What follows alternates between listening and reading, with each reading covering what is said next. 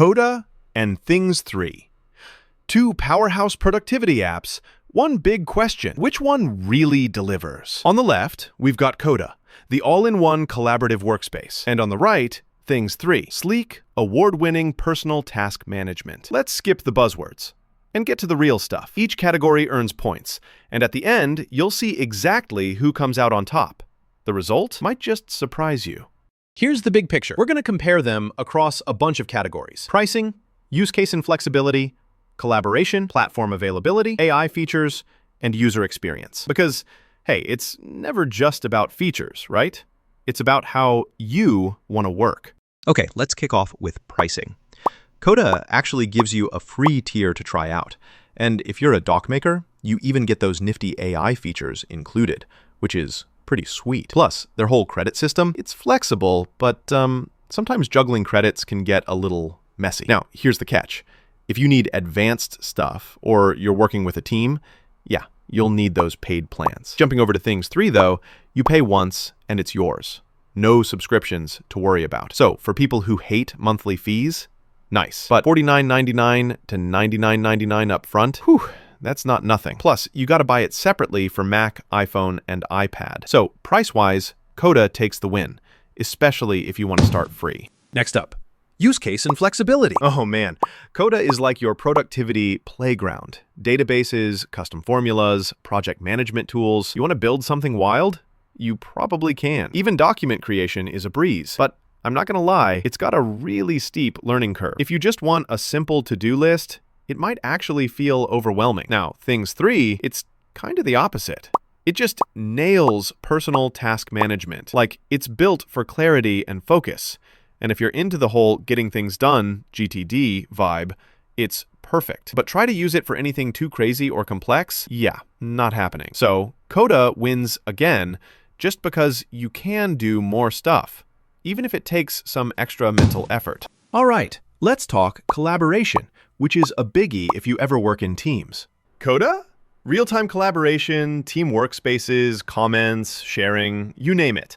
It's made for groups. Only snag, those features do get locked behind paid plans for the most part. Now, Things 3, honestly, it's built for solo players. You can kinda share stuff, but there's no real-time collaboration or anything close. So if you want to work with others, Coda is just miles ahead. Clear winner, no contest. Wait, quick fun fact. Did you know Things 3 actually won an Apple Design Award for its user experience? That's some serious cred. Anyway, back to our comparison. Onto platform availability.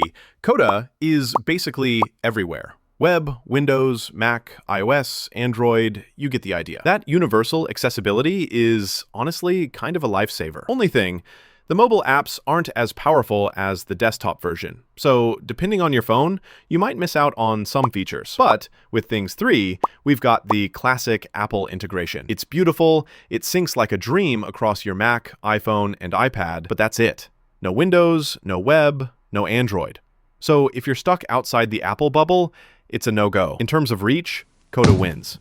Oh, and here's where things get futuristic. AI features. Coda, especially if you're a doc maker, bakes in AI for content generation, document analysis, even ChatGPT integration. You do have to keep an eye on your credits, which is kind of limiting, but it's there. Things 3, meanwhile, is totally old school.